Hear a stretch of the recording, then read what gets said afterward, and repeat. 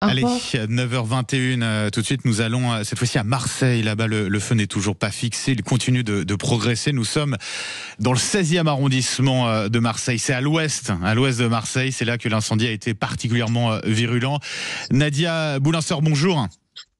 Bonjour, Benjamin. Vous êtes justement la maire du 15e et 16e arrondissement de Marseille. Merci, un grand merci d'être avec nous ce matin. Comment allez-vous déjà ce matin, Nadia Boulinseur, et quelle est la situation en ce moment même sur place ? Écoutez, c'est surtout les habitants qui sont passés par des heures très angoissantes, c'est le moins que l'on puisse dire.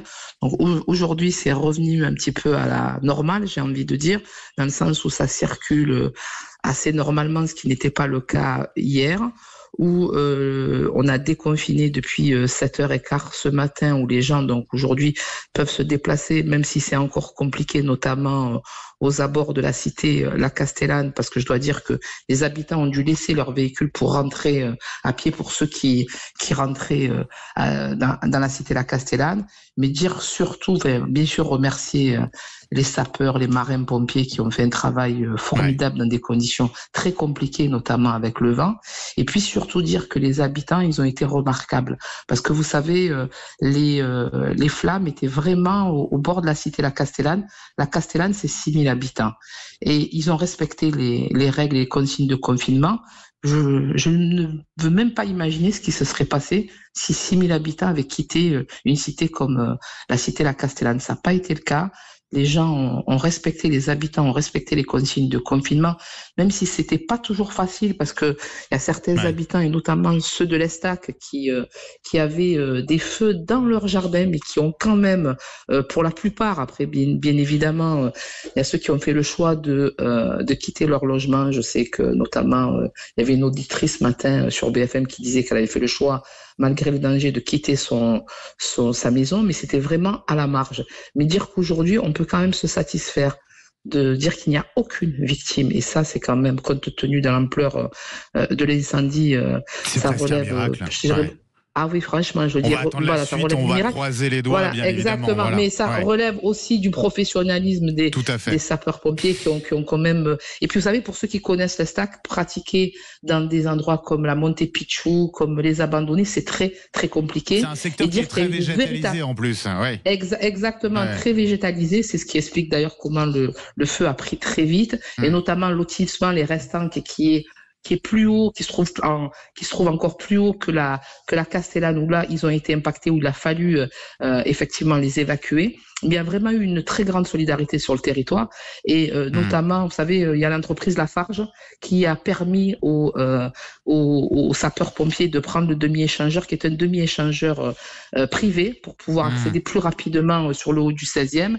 et notamment sur leur plan d'eau. Voilà. Donc il y a vraiment eu une grande solidarité. Je suis très soulagée ce matin parce que hier à midi, vous savez, quand j'ai eu des retombées d'incendie sur la mairie du 15-16, parce qu'on a eu des cendres à la mairie du 15-16 qui se trouve rue de Lyon. À ce moment-là, je me suis dit, on s'en sortira jamais avec ce vent qui était un vent très très fort, comme vous le savez. 90 km/h en rafale. Exactement. Mais vous voyez, voilà, donc, mais c'est vrai que la conjugaison à la fois du professionnalisme des forces de secours, la discipline des habitants qui ont respecté dans leur grande majorité les consignes de la préfecture, c'est tout cela qui a fait la différence, et c'est ce qui a permis de ne pas avoir aussi une situation chaotique. Et puis moi, je voudrais aussi, évidemment, la ville de Marseille a armé des gymnases, mais la mairie de secteur aussi a ouvert des équipements.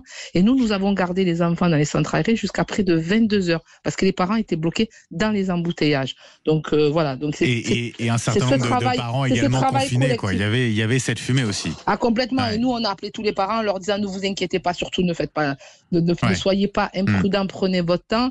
Et le personnel municipal, a assuré la garde des enfants jusqu'à près de 22 heures, puisque le dernier enfant a quitté le centre aéré municipal à 22h30 hier.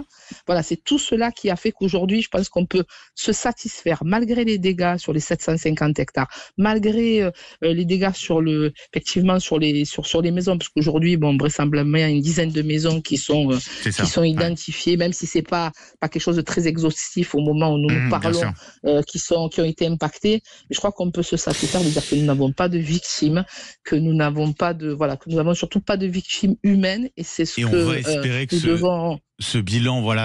Mais pour autant, nous devons rester vigilants. Bien sûr. Pour autant, nous devons rester vigilants. D'ailleurs, bon, je pense que vous avez vu le communiqué de presse du préfet de région, qui dit très clairement que les forces les secours sont toujours sur le qui-vive, et il faut effectivement continuer à être vigilant. Le Mistral a baissé, mais il est toujours là. Il est toujours là. Et tout à fait. Et puis, c'est surtout dire qu'il y a des micro-feux par endroit, notamment sur toute la partie haut de l'Estac, et aussi au-delà de tout ce qui est frontalier entre les Pennes Mirabeau et ce qu'on appelle la Galine, et dire qu'aujourd'hui aussi la Galine, qui est le dernier poumon vert sur le secteur, et notamment sur le 16e, aujourd'hui a été miraculeusement préservé. Voilà.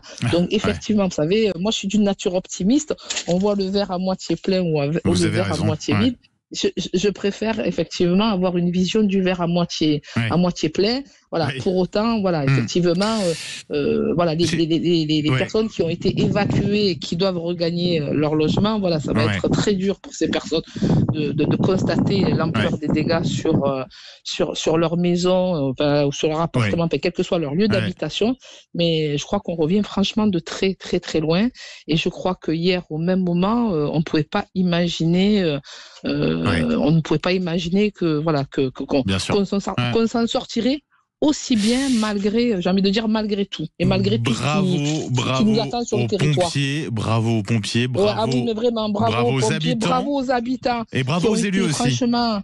Bravo aux élus, parce que j'imagine que vous n'avez pas beaucoup dormi, Nadia Boulinseur. Non, c'est pas beaucoup dormi jusqu'au dernier enfant, jusqu'au dernier personne âgée qui a été récupérée par sa famille. J'étais inquiète jusqu'au tard dans la nuit. J'ai besoin de comprendre quelque chose aussi, Nadia Boulinseur. Je rappelle, vous êtes maire du 15e et 16e arrondissement de Marseille. Je rappelle pour ceux qui nous rejoignent à l'instant sur Sud Radio. J'ai besoin de comprendre. Donc, ça veut dire que les habitants sont déconfinés et pourtant, il y a encore, j'imagine, cette fumée qui est là, c'est-à-dire qu'il n'y a pas de risque, il n'y a plus de risque ce matin à ce niveau-là pour la santé. Alors, vous savez, moi je ne suis pas une spécialiste, mais alors l'incendie est fixé, ce qui veut dire que très clairement, il est en régression. Pour autant, il n'est pas circonscrit totalement. Ce qui veut dire qu'à tout moment, effectivement, il peut y avoir ce qu'on appelle des sauts de flammes, puisque ça, je suis devenue une spécialiste des sauts de flammes. Les sauts de flammes, 300 mètres, on entendait hier. Exactement, avec effectivement des sauts de 300 mètres, ce qui explique pourquoi effectivement on est toujours en vigilance accrue. Pour autant, oui, effectivement, la vie a repris à peu près normalement sur le territoire, avec des déplacements à peu près normaux sur le territoire, même si c'est compliqué encore, notamment sur les grands axes autoroutiers. Vous savez, ce matin, l'autoroute du littoral était toujours un petit peu, était bloquée. Voilà. Donc, mais bon, la circulation a quand même repris et les habitants ont repris à peu près une vie normale, si je peux le dire de cette manière-là. Ouais. Nadia Boulinseur, une dernière question rapidement.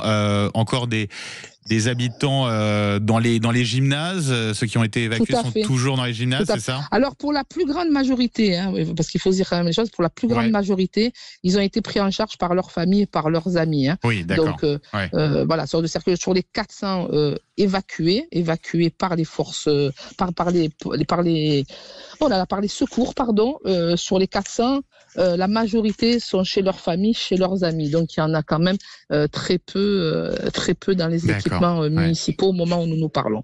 Voilà. Mais vous savez, c'est la caractéristique des quartiers nord de la ville. Il y a une très grande solidarité dans ces circonstances-là, et une fois de plus, ils en ont fait la démonstration. Nadia Boulinseur, un grand merci d'avoir été avec nous ce matin sur Sud Radio. C'est moi qui vous remercie. Bon courage et à très bientôt. Pour la suite. À très bientôt. Au revoir. Maire du 15e et 16e arrondissement de Marseille, courage à vous et puis prenez soin de vous également, Nadia Boulinseur. 9h30 sur Sud Radio. Nous on poursuit. Laurie Leclerc, vous nous avez rejoint parce que dans un instant on va accueillir notre chef cuistot du jour. On va prendre la direction de Nantes, c'est ça? On va aller à Nantes, tout à fait, en Loire-Atlantique, cuisiner une tige, même la plus célèbre des tiges, la rhubarbe. Ah, bah voilà, c'est dans un instant, reste avec nous.